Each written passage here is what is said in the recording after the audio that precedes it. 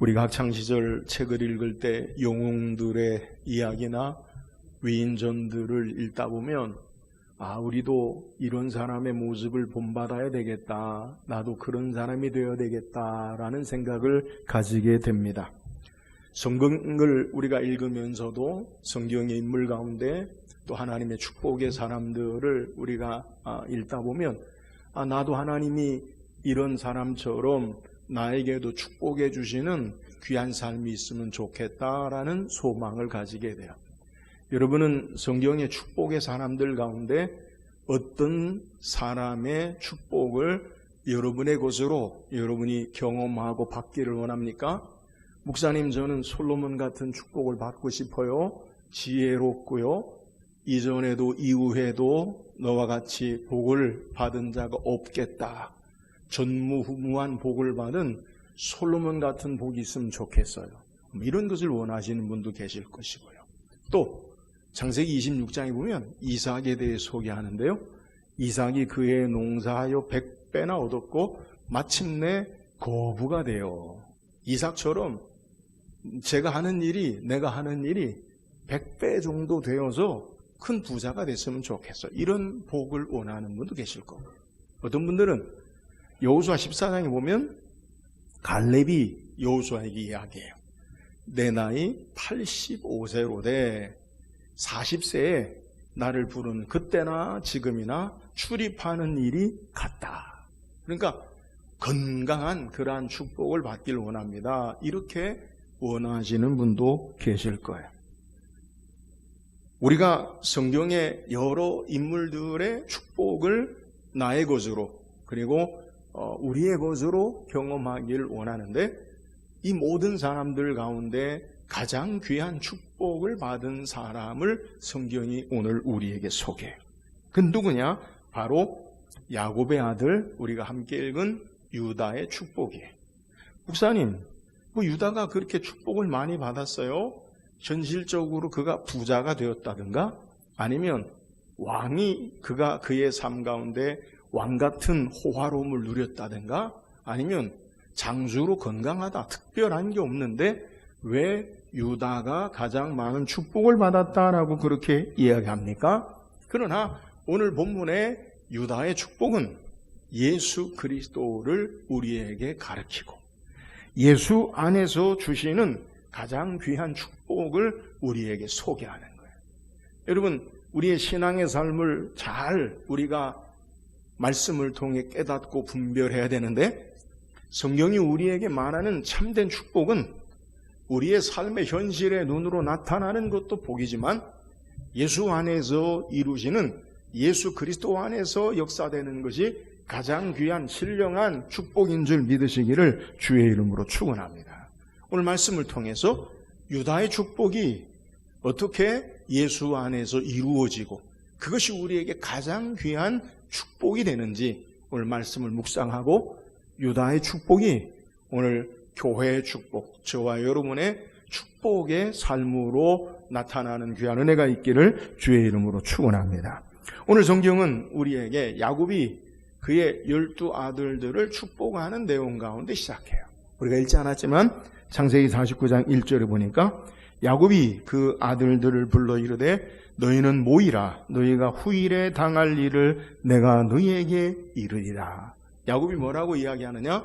그의 12 아들을 모아놓고 내가 너희에게 후일에 당할 일을 너희에게 이르리라.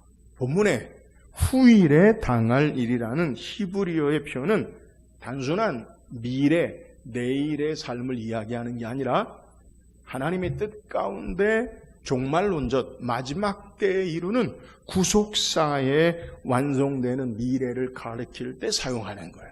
자, 오늘 우리에게 진정한 축복이 어떤 거, 여러분 꼭 기억하세요.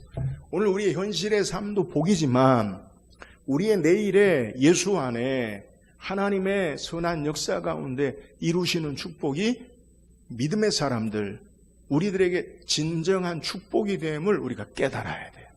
그러니까 우리는 현실의 삶의 복이 우리의 삶의 가장 큰 복인 것처럼 그것으로 판단하고 생각하고 때로는 낙심하고 절망하기도 하지만, 여러분, 우리에게 정말 진정한 참된 축복은 우리의 내일의 삶에 하나님 나라의 가장 귀한 예수 안에서 주시는 것이 가장 귀한 축복인 줄 믿으시기를 주의 이름으로 축원합니다.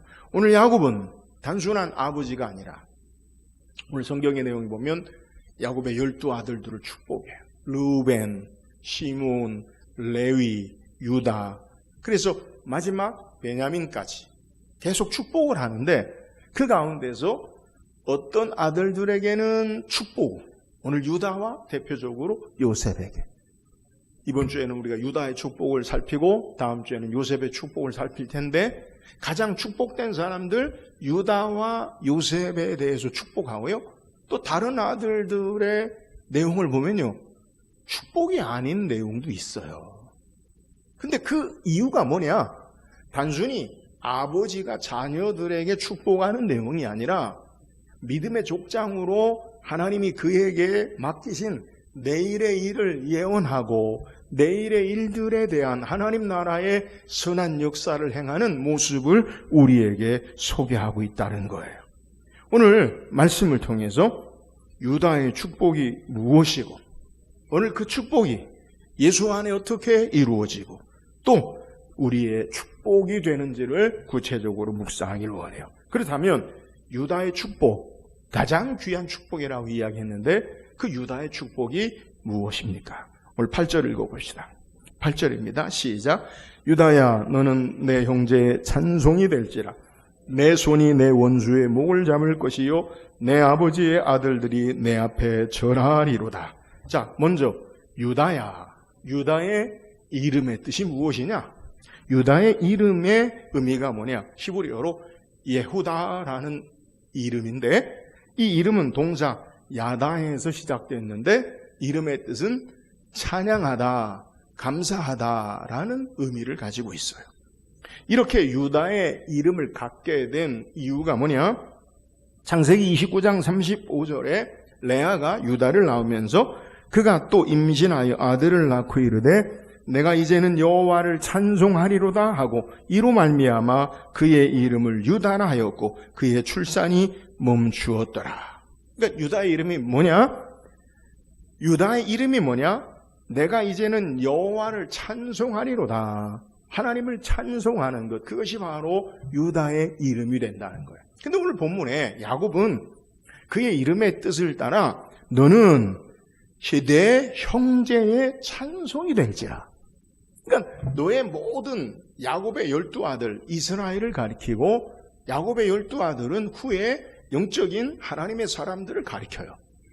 그러니까 단순히 지금 야곱에 속한 12아들만 속한 게 아니라 야곱이 축복하는 내용은 단순히 지금 현재의 모습만을 보이는 게 아니라 내일의 종말론적인 하나님이 이루실 미래에 대해서 하나님의 말씀을 선지자적인 족장의 모습으로 증거한다는. 그런데 이 내 형제들의 찬송이 된다는 말은 지금 우리 가족의 찬송과 영광이 된다라는 이름만 가지고 있는 게 아니라 온 이스라엘, 다시 예수 그리스도 안에 하나님의 거룩한 백성들, 참된 영적 이스라엘, 혈통적인 이스라엘이 아니라 하나님의 백성들에게 찬송이 된다라고 우리에게 소개하는 거예요. 그러면 왜 형제의 찬송이 된다라고 이야기하느냐? 오늘 성경에 내 손이 내 원수의 목을 잡을 것이기 때문이다. 왜 형제들의 찬송이 되냐? 내 손이 내 원수의 목을 잡는다. 여러분 이걸 어떻게 상상하십니까? 우리가 싸울 때 그냥 목을 이렇게 잡는 거, 이렇게 멱살, 그런 의미가 아니에요. 내 원수의 목을 잡는다는 것은 고대 전쟁에서 적군의 목을 눕혀서 목을 잡고 칼을 베는 결정적인 모습을 이야기하는 거예요. 그러니까 유다가 내 형제의 찬송이 되는 이유가 뭐냐? 적들을 완전하게 굴복시키는 승리의 역사로 찬송이 된다라는 의미를 우리에게 소개하는 거예요. 실제로 이 말씀은 유다의 후손들, 이스라엘의 역사 가운데서 예수 그리스도에 이르기까지 이 역사가 이루어져요. 사사기 1장에 보면 이스라엘이 가나안 족속과 전쟁할 때에 이스라엘의 지파들이 하나님 앞에 물어요. 우리 가운데 누가 먼저 올라가서 싸우리까? 사사기 1장 2절에 보니까 여호와께서 이르시되 유다가 올라갈지니라. 보라, 내가 이 땅을 그의 손에 넘겨주었노라 하시니라. 대표적인. 그러니까 전쟁의 맨 처음에 선봉에서 하나님의 역사를 이룰 족속이 누구냐? 유다가 먼저 올라가라, 이렇게 말씀한다는 거예요. 이스라엘이 전쟁에 나갈 때는요, 항상 유다 지파가 선두에 나가서 그 전쟁을 하나님의 전쟁으로 행한 것을 우리에게 소개해요. 그런데 이 축복이요, 유다 자손뿐만 아니라 더욱 선명하고 분명하게 성경이 우리에게 드러나는 것이 뭐냐? 다윗에게서 더욱 분명하게 나타나요. 왜 다윗에게 나타나느냐? 다윗이 바로 유다 지파예요. 다윗이 블레셋과 주변의 모든 원수들을 굴복시키고, 그래서 나라가 다윗 시대에 완전한 평화, 강력한 나라로 세워져요. 다윗이 왕이 되었어. 그러나 이 축복은요, 다윗에게 끝나지 않아요. 왜요? 이스라엘이 망하잖아요. 그러면 이 축복이 없어지는 것 같은데 성경에 아브라함과 다윗의 자손 예수 그리스도로 말미암아, 다윗의 후손 예수 그리스도의 족보를 따지면 요셉으로부터 마태는 다윗에게까지 올라가고 아브라함에까지 올라가는 모습을 우리에게 소개해요.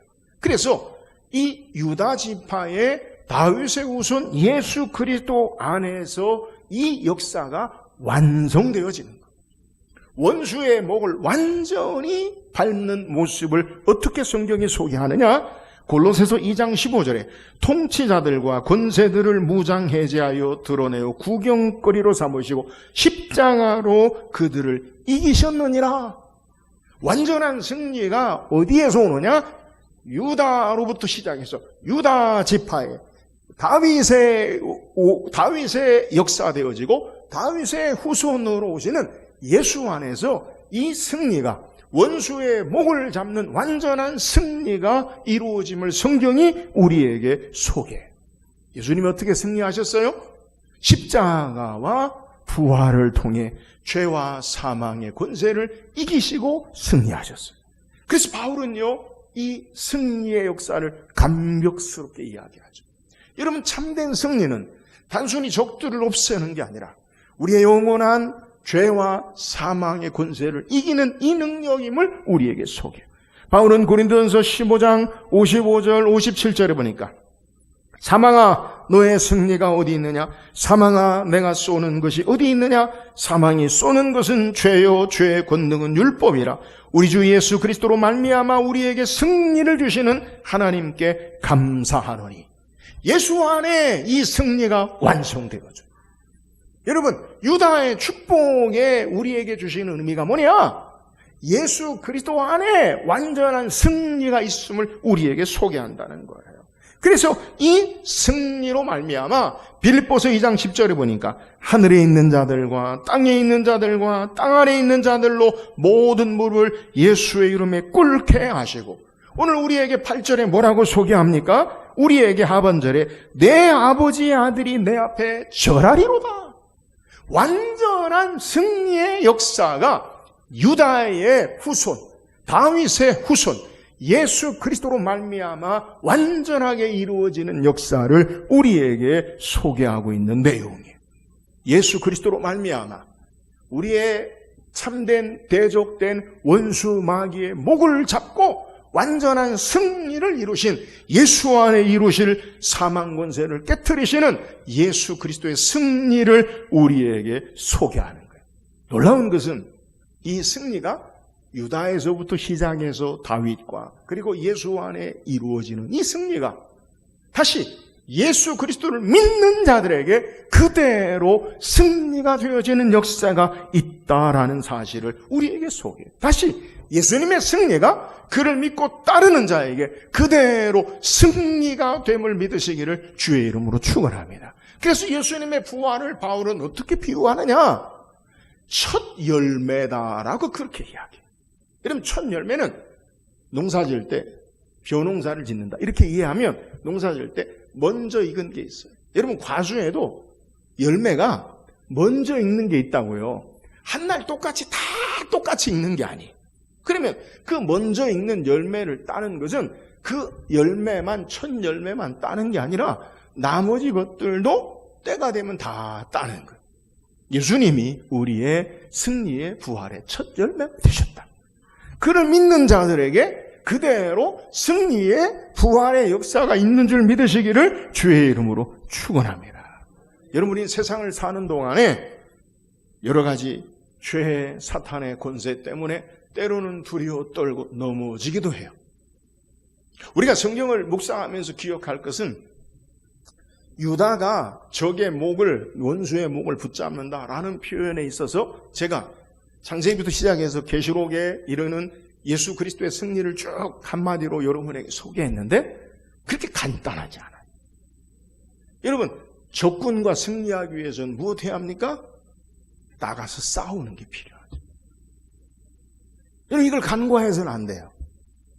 우린 단순하게 예수님의 승리, 나의 승리, 할렐루야. 그러나 그 과정의 어간에는 우리도 직접 그 싸움에 주님과 함께 나서고 굳게 서야 하는 내용이 있어야 된다는 거예요.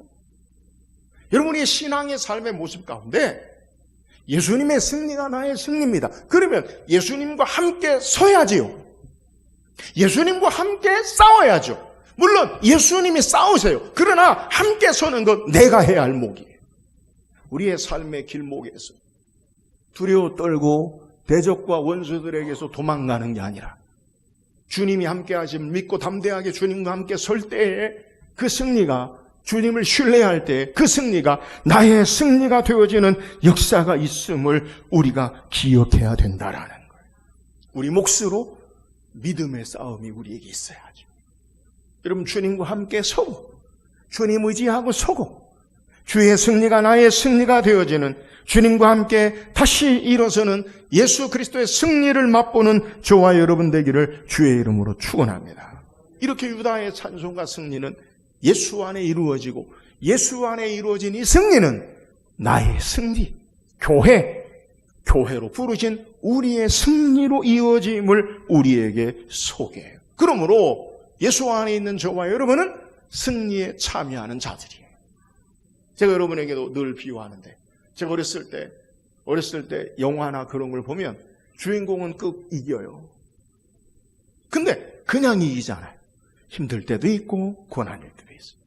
제가 어떤 글을 읽어보니까 우리의 계획, 하나님의 계획이라는 것을 이렇게 글로 써놨더라고요. 근데 우리의 계획은 뭐냐? 우리의 계획은 쭉 처음부터 시작해서 상승하는 것으로 하나님의 계획을 이룰 것으로 생각한다. 그러니까 우리 계획은 뭐냐? 지금 시작하면 처음부터 쭉 올라가. 완성될 때까지. 근데 하나님의 계획은 구덩이가 있고 내려갔다가 또 다시 우물로 내려갔다가 그렇다가 올라갔다가 다시 내려갔다가 마침내 결국 올라가는 게 하나님의 계획이다. 저는 그것을 보고요. 야, 이 맞다. 우리는 간과해요. 그냥 쭉 그러지 않아요. 현실의 삶, 여러분 우리 신앙의 삶 그렇게 녹록하지 않잖아요. 믿음의 승리, 여러분에게 마치 마약처럼 승리합니다. 여러분을 그렇게 하는 게 아니에요. 주님과 함께 서야 하는 싸움이 있고요. 두려움을 물리치는, 신뢰하는, 주님을 의지하는 믿음이 있어야 돼요. 여러분, 예수 그리스도의 승리 꼭 기억할 것, 마침내 우리를 승리하게 하시는 예수의 승리가 나의 승리가 됨을 믿고 유다의 축복, 이 축복이 나의 축복으로 이 귀한 축복을 믿고 승리하는 복된 삶을 사는 예수 안에 날마다 주님 의지하며 사는 저와 여러분 되기를 주의 이름으로 축원합니다. 또한 유다의 축복이 뭡니까? 9절 10절 읽어보세요. 9절 10절 시작. 너는 움킨 것을 찢고 올라갔도다. 그가 엎드리고 웅크림의 숫사자 같고 암사자 같으니 누가 그를 범할 수 있으랴. 그가 유다를 떠나지 아니하며 통치자의 지팡이가 그 발 사이에서 떠나지 아니하기를 실로가 오시기까지 이르리니 그에게 모든 백성이 복종하리로다. 자, 여기서 유다를 뭐라고 표현하느냐? 유다는 사자 새끼로다. 사자. 고대 근동에 사자가 상징하는 것이 뭐냐? 왕권과 권위의 상징이었다고 해요. 그러니까 지금도 고대 무덤에 가면 사자상들이 많이 있잖아요. 우리나라에도 사자상이 있어요. 그죠? 근데 그게 뭐냐? 왕권을 상징해요. 이어서 규가 유다를 떠나지 아니한다. 이 규, 오늘 10절에 우리에게 소개하고 있는 이 규다라고 소개하는 것, 그것을 바로 이어서 통치자의 지팡이. 이 규는요, 이 막대기인데 왕을 상징하는 것. 그러니까 군대 가면 지휘관들이 지휘봉이 있어요. 지휘봉. 그거 없어도 되는데 지휘봉 갖고 다녀요. 그게 뭐냐면 상징. 그러니까 이 왕의 상징인 막대기, 그 규를 우리에게 소개하는 거예요. 그러니까 사자와 규를 우리에게 소개하는 것은 유다 지파 중에서 왕권, 참된 왕, 이게 나온다라는 것을 우리에게 소개하는 거예요. 이 예언이 어떻게 이루어지느냐? 여러분, 유다가 왕이었습니까? 그러지 않죠. 이스라엘이 유다 지파 가운데 왕이 된 것이 누구냐? 누가 왕이 되었어요? 다윗이. 초대 왕은 사울인데 베냐민 지파예요. 근데 다윗이 왕이 되었던 것은 유다 지파의 왕이 되어서, 그래서 이 유다 지파 가운데 다윗이 왕이 되었어요. 그래서 하나님은 특별하게 이 다윗에게 언약을 맺으세요. 어떤 언약을 맺으시냐? 다윗이 나는 백향목궁에 거하거늘 여호와의 성막은 휘장 텐트에 있도다. 그래서 하나님의 성전을 지을 마음을 가지고 있자 하나님께서 다윗에게 나단 선지자를 통해서 내가 누구에게 내 집을 지어달라고 한 일이 있느냐? 하늘의 하늘이라도 나를 감당할 수 없다. 그리고 말하기를 내가 너의 집을 세우리라. 그리고 다윗을 축복하세요. 사무엘하 7장 16절에 내 집과 내 나라가 내 앞에서 영원히 보존되고 내 왕위가 영원히 견고하리라 하셨다 하라. 다윗에게 주신 축복이 뭐예요? 내 왕위가 영원히 견고하겠다. 그러니까 다윗의 왕위가 영원히 견고한다는 말은, 여러분, 다윗이 어떻게 영원히 살아요? 그의 후손들이 계속해서 왕으로 영원히 견고한다라는 거예요. 그런데 문제는요, 유다 지파 남쪽의 왕들이 다윗의 아들 솔로몬의 아들 시대 르호보암 시대에 나뉘어져요. 그리고 르호보암 시대로부터 계속해서 하나님을 경외하지 아니하고, 어떤 때는 어떤 왕은 하나님을 경외하다가 주전 586년에 시드기야 왕이 마지막 왕으로 바벨론 포로로 두 눈이 뽑히고 끌려가고 이스라엘 왕조의 왕이 끊겨요. 그럼 뭐예요? 하나님이 다윗에게 뭐라고 약속했는데? 내 왕위가 영원히 견고하리라 했는데 시드기야에서 왕위가 끊겨지면 하나님의 약속이 끊어진 겁니까? 그러지 않아요. 여러분, 마태는 우리에게 마태복음 1장 1절에 아브라함과 다윗의 자손 예수 그리스도의 계보라, 이 말이 뭐예요? 바로 예수님이 다윗의 후손으로 이 땅에 오신, 요셉이 다윗의 후손이요, 예수 그리스도가 바로 우리에게 참된 왕으로. 그래서 우리가 이제 이번 달 마지막 주 종려주일, 예수님이 예루살렘 입성하실 때 사람들이 종려나무 가지를 흔들고 소리 지르죠. 뭐라고요? 호산나 찬송하리로다 주의 이름 오시니요. 이 말은요, 예수님을 왕으로 모시는 거예요. 그러니까 예수님을 정치적인 왕으로 잘못 이해하고 있지만 우리의 참된 왕이 누구냐? 예수 그리스도가 우리의 왕으로 오셨다는 거예요. 여러분, 우리가 부활절 찬양할 때 메시아, 왕의 왕 찬양하잖아요. 주의 주, 예수님이 우리의 참된 왕으로 오셨음을 우리에게 소개하는 거예요. 여러분, 예수님은 이 땅에 오시는 참된 왕의 모습이 뭐냐? 이 땅에 참된 세상의 마지막 심판과 권능을 행하시는 왕으로 오신다는 거예요. 그래서 계시록에 보면, 계시록에 이 요한이 하나님의 마지막 두루마리 책 일곱인을 뗄 짝 없어 슬피 울어. 이 말이 뭐냐? 하나님의 마지막 이 땅을, 세상을 향한 마지막 심판의 역사를 행할 것을 알지 못한다는 거예요. 그때 계시록 5장 5절에 보니까 장로 중에 한 사람이 내게 말하되 울지 말라. 유다 지파의 사자 다윗의 뿌리가 이겼으니 그 두루마리와 그 일곱인을 떼시리라 하더라. 예수님이 세상의 마지막 심판의 권능의 왕으로 이 땅에 오셔서 행하시는 모습을 우리에게 소개하는 거예요. 사랑하는 여러분, 예수 그리스도가 우리의 참된 왕이요, 지금도 우리의 만왕의 왕으로 다스림을 믿으시기를 주의 이름으로 축원합니다. 근데 더 놀라운 사실은요, 이 주님의 왕의 놀라운 역사의 행하심이 그를 믿고 따르는 자에게도 왕같은 존귀함으로 역사된다는 사실. 베드로전서 2장 9절에 보니까 그러나 너희는 택하신 족속이요 왕같은 제사장들이요 거룩한 나라요 그의 소유된 백성이니 이는 너희를 어두운 데서 불러내어 그의 귀한 빛에 들어가시니 아름다운 덕을 선포하게 하려 하심이라. 사랑하는 여러분, 예수 그리스도가 우리의 만왕의 참된 왕이신데 그를 믿고 따르는 자에게 왕같은 존귀함을 주심을 믿으시기를 주의 이름으로 축원합니다. 예수 안에 유다의 축복이 뭐냐? 예수님이 왕으로, 온 만왕의 왕으로 역사하는 것처럼 그를 믿고 따르는 자에게 왕같은 존귀함으로 주께서 그의 백성들을 다스리시고 함께 하심을 우리에게 소개하는 거예요. 여기서 우리가 왕이라는 말이 아니에요. 내가 왕이라는 말이 아니에요. 예수 그리스도께서 우리를 왕같은 존귀한 자로 우리를 대우하시고 삼으신다는 것을 우리에게 소개하는 거예요.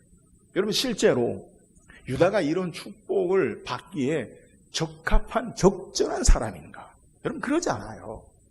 유다의 모습을 보면 여러분, 야곱의 아들로 그렇게 뛰어나고 특출나고 특별하지 않다는 거예요. 유다의 모습을 보면 유다의 실수, 유다는 어쩌면 현대적인 용어로 문제적인 사람으로 볼 수 있어요. 왜요? 그는 창세기 37장에 요셉을 형들이 죽이려고 할 때 요셉을 죽이지는 말고 은혜 팔자라고 제안한 인물이. 그러니까 그거나 자기 동생을 돈 주고 노예로 팔자는 거예요. 또 창세기 39장에 보면 그의 며느리 다말과의 간음이 아니죠. 적절한 관계, 부적절한 관계로 도덕적인 약함이 드러나요. 그러나 창세기 44장 후반으로 가면서 그는 베냐민을 대신하여 자신의 몸을 아버지에게 내어주겠다. 요셉이 애굽에 있을 때에 자기 몸을 베냐민의 포로 대신에 자신을 드리겠다라는 가족의 대표적인 일을 행함으로 그의 처신이 조금 변화되는 모습을 소개. 그러나 유다의 삶을 보면 그렇게 특별하거나 존귀하거나 그렇게 특이한 모습을 찾아볼 수 없다는 거예요. 그런데 이렇게 완전하지 않지만 연약한 자를 통해 하나님께서 선택하셔서 주권적으로 그의 자손을 통해 왕의 홀이 떠나지 아니하고 사자 같은 왕의 권세, 영광스러운 삶으로 축복하시는 것을 우리에게 소개하는 거예요. 여러분, 우리 기억해야 돼요. 창세기의 믿음의 족장들을 보면 하나님께서 약한 자들을 사용하셔서 하나님의 일을 나타내시고, 여러분, 창세기에 나타난 것을 보면 장자를, 특별히 기운의 아들, 큰 아들을 사용하는 게 아니라 작은 아들, 막내 아들, 연약한 자들을 통해서 하나님의 역사를 이루어 나가세요. 왜요? 세상의 질서와 가치가 아니라 하나님의 은혜로 선택하시고 하나님의 주권 가운데 축복하시는 것을 우리에게 소개하고 있다는 거예요. 여러분, 이 왕의 권세를 누린다는 것 얼마나 귀한 것인지 몰라요. 요즘 대한민국에 1000만 영화가 떴어요. 뭔지 알아요? 왕사남. 왕사남이 뭐예요? 왕과 함께 사는 남자. 제가 보니까 주인공이 어몽도라는 인물이에요. 그게 주인공이에요. 나는 단종을 봤는데 단종이나 한 명이가 아니라 왕과 함께 사는 남자. 그 내용의 스토리를 보니까 영월의 촌장이었던 어몽도라는 사람이 주변 마을에 고관 대작들, 귀한 온 사람들을 잘 모셨더니 그 사람이 복직될 때 마을이 잘 살게 되었다. 그래서 우리도 좀 좋은 사람 모셔서 잘 살아보자. 그 모신 게 뭐냐? 몰랐는데 왕이 왕. 처음에는요, 야, 별거 아니다. 근데 스토리가 왕과 함께 그 마을에 기쁨이 있고 활력이 생겨요. 그리고 정말 중요한 건 그건 로얄티, 충성, 충심은 그 왕을 향한 마음이다. 이걸 보면서 제가 느낀 게 있어요. 세상에 폐위된 왕과 함께 살아도 사람들에게 삶의 의미가 있고 기쁨이 있다.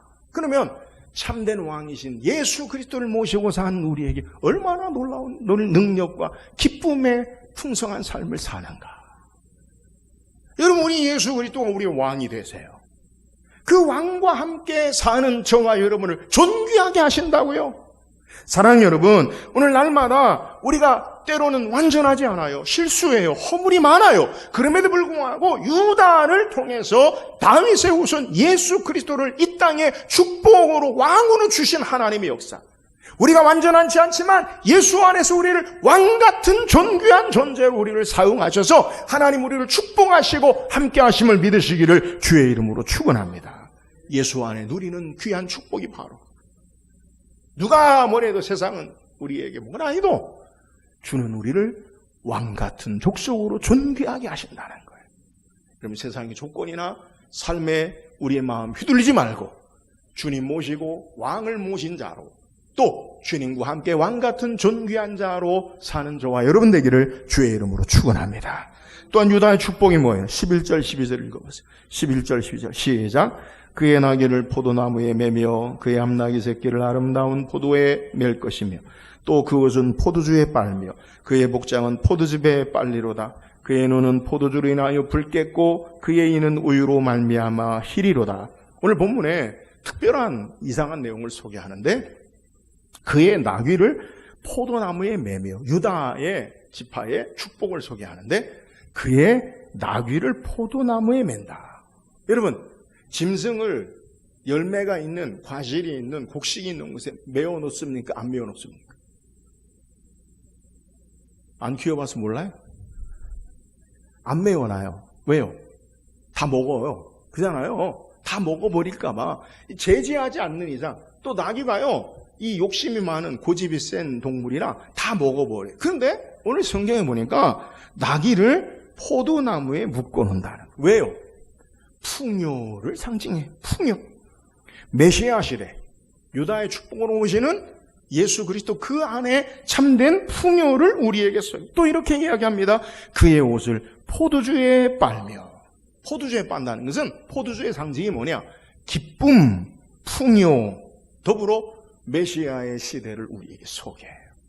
그러니까 유다의 축복이 뭐냐? 풍성함과 풍요함과 참된 축복과 기쁨이 있음을 우리에게 소개해요. 여러분, 이 축복은요, 이 유다의 후손으로 성경이 역사적으로 우리에게 이루어져요. 점진적으로. 사무엘하 8장 6절에 보니까 다윗이 다메섹 아람의 수비대를 두매 아람 사람이 다윗의 종이 되어 조공을 바치니라. 다윗이 어디로 가든지 여호와께서 이기게 하시니라. 다윗 시대에 나라가 평안하고 조공으로 풍성한 삶을 살아요.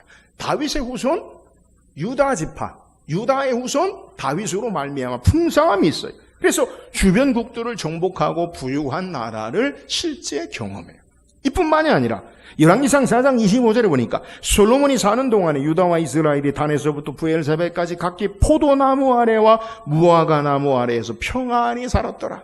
포도나무 아래와 무화과 나무, 참된 기쁨과 풍요의 시대를 솔로몬 때도 이루었다. 그러니까 유다의 후손 가운데 유다에게 포도의 나귀를 맨다, 이 풍요, 포도주의 옷을 빤다, 이 기쁨의 시대가 다윗과 솔로몬 시대에 직접적으로 이루어졌다라는 것을 소개해요. 그런데 다윗과 솔로몬 시대에만 끝난 게 아니에요. 이런 이 풍요, 이스라엘이 망하니까 힘들어지고 다시 어려워지죠. 근데 어떻게 역사되느냐? 참된 풍요의 시대를 선지자 요엘은 메시아, 그분이 왕이 오시면 어떤 역사가 나타나느냐?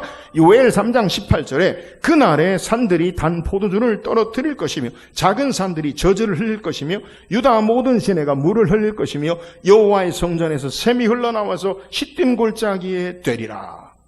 장차 예수 그리스도 메시아를 통해 참된 풍요의 상징을 우리에게 예언해요. 그러면 예수 안에서 이루어지는 참된 풍요의 역사가 어떻게 우리에게 성취되었습니까? 요한은 예수님이 이 땅에 오신 첫 번째 표적이 뭐냐? 그 표적을 통해 예수님이 누구신가를 드러내. 요한이 소개하는 요한복음 2장의 첫 번째 표적이 뭐냐? 가나 혼인잔치에 물로 포도주를 만드는 사건. 왜요? 잔치 자리에 포도주가 떨어졌어요. 기쁨이 사라졌어요. 풍요가 사라졌어요. 예수님이 이 땅에 오신 목적이 뭐냐? 우리에게 참된 기쁨과 풍요로 오신 분 되심을 믿으시기를 주의 이름으로 축원합니다. 예수님 우리에게 잃어버렸던 죄로 말미암아 우리가 상실한 풍요, 부유함을 주시기 위해서 이 땅에 오셨고 첫 번째 표적으로 예수 그리스도가 우리의 참된 구주 메시아 되심을 소개하는 것. 또한 이 포도주의 의미는 풍요와 기쁨만 상징하는 게 아니라 고난의 잔도 상징하죠. 예수님이 마지막 제자들과 만찬하실 때 이것은 너희를 위한 내 피니 받아 마시라. 내가 고난의 쓴 잔을 마시 십자가의 대속의 고통을 통해서. 여러분 우리에게 참된 기쁨은 어디서 오느냐? 예수 그리스도와 함께 십자가에 죽고 예수 그리스도의 피로 말미암아 정결케 된 자에게 참된 풍요와 기쁨이 있음을 믿으시기를 주의 이름으로 축원합니다. 그래서 유다는요 포도주의 옷을 빤다라고 소개해요. 여러분 포도주의 옷을 빤다는 데 의미가 뭐예요? 정결케 된 것, 거룩케 된 것, 이것이 참된 기쁨이에요. 그래서 계시록 10장 14절에 내가 말하기를 내 주여 당신이 하시나이다 하니 그가 나에게 이르되 큰 환난에서 나오는 자들인데 어린 양의 피에 그 옷을 씻어 희게 하였느니라. 천국에 온 자가 누구냐? 어린 양의 피에 그 옷을 씻어 희게 된 자들, 정결케 된 자들, 예수 그리스도로 말미암아 정결케 된 대속의 피로 정결된 자들이 참된 기쁨과 풍요를 천국에서 누리는 거예요.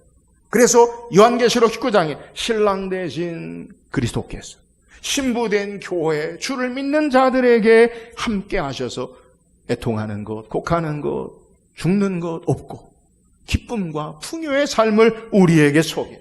예수님은 이 땅에 오신 목적이 뭐예요? 요한복음 10장 10절에 하반절에 내가 온 것은 도적이 오는 도적죄를 주고 멸망하는 것뿐이요 내가 온 것은 양으로 생명을 얻게 하고 더 풍성하게 하려 함이라 라고 말씀하고 계세요. 사랑하는 여러분, 오늘 우리는요 유다의 축복을 누리는 자예요. 예수 안에서 참된 기쁨과 주님 안에서 참된 풍요가 우리 안에 있음을 믿으시기를 주의 이름으로 축원합니다. 예수 그리스도의 피에 그 옷을 빨아 정결케 된 자로 참된 풍요와 기쁨을 누리는 자, 이것이 바로 유다의 축복이요 예수 안에 이루시는 교회의 우리의 축복이라는 거예요. 여러분 우리가 왜 기쁨이 없습니까? 주님 모시지 않기 때문에 그래요. 참된 기쁨의 풍요 되시는 주님 모시고 살면 여러분 우리에게 참된 부유함이 없어요. 여러분 예수님 모시는데 뭐가 더 필요합니까? 예수 외에 더 구할 것이 없는 것. 이게 풍요의 삶이에요. 예수 그리스도만이 우리의 참된 기쁨이 되는 것. 이게 바로 참된 우리의 삶의 풍요와 기쁨의 축복이라는 거예요. 사랑하는 여러분, 날마다 이 유다의 축복인 예수 안에 이루시는 이 예수님 모시고 참된 풍요와 기쁨 가운데 정결함으로 신앙하는 저와 여러분 되기를 주의 이름으로 축원합니다. 오늘 성경 우리에게 유다에 주신 축복, 이것이 어떻게 가장 귀한 축복이냐? 왜요? 예수 안에 이루는 축복이기 때문에. 그러면 유다의 축복, 예수 안에 이루는 축복이 우리에게 구체적으로 어떻게 이루어져요? 그것은 승리하는 축복이. 죄와 사망의 권세를 이기신 승리의 축복. 그 축복이 나의 승리, 예수 안에 우리에게 되는 것. 우리가 주님을 날마다 믿음으로 신뢰하고 주님과 함께함으로 이 승리의 축복을 누리시기를 주의 이름으로 축원합니다. 오늘 유다의 축복이 뭐예요? 왕 같은 존귀한 축복. 예수님이 참된 왕으로, 만왕의 왕으로 오셔서 우리를 왕 같은 존귀한 자로 우리를 대우하세요. 오늘 예수님과 함께 천국에서 왕노로 타리로다. 주님 안에 우리는 참된 존귀함과 왕 같은 축복을 누리는 저와 여러분 되기를 주의 이름으로 축원합니다. 오늘 유다의 축복, 예수 안에 누리는 축복이 뭐예요? 참된 기쁨과 풍요의 축복. 주님 모시고 주님과 함께 삶으로 참된 부유함과 기쁨 가운데 유다의 축복이 예수 안에서 우리에게 그대로 이르는 이 축복을 경험하며 간증하며 사는 저와 여러분 되기를 주의 이름으로 축원합니다.